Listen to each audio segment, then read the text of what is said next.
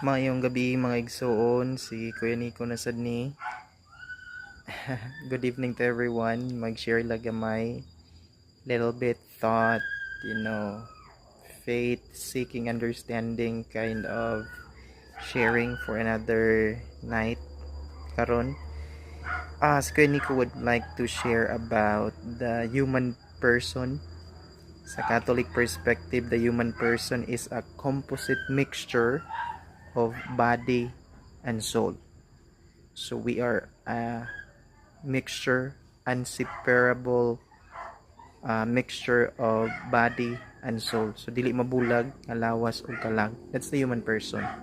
Kaya kung body lang ka, then you're just a corpse without a soul, no? Dead body. Or kung spirit rapog ka without a body, then you're a spiritual being like an angel, no? So unique ang tao. Mga igsoon ko di ni Kristo. Kay we are a composite mixture of both body and soul.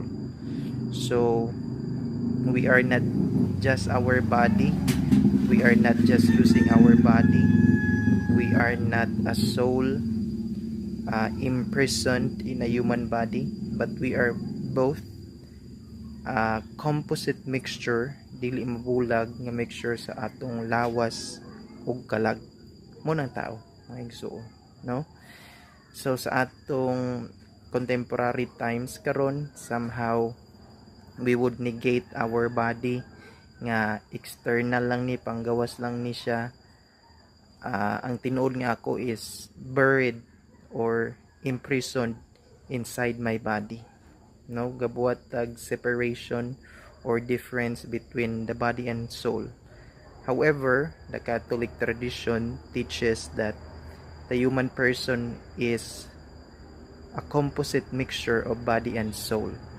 Therefore, God created us in a way that our both body and soul are one, no?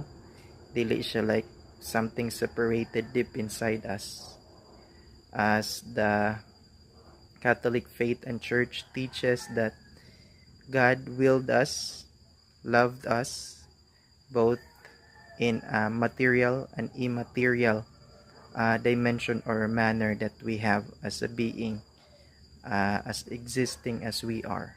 Therefore, if we give importance to our bodies, atong lawas, let's forget to give importance to our soul as well.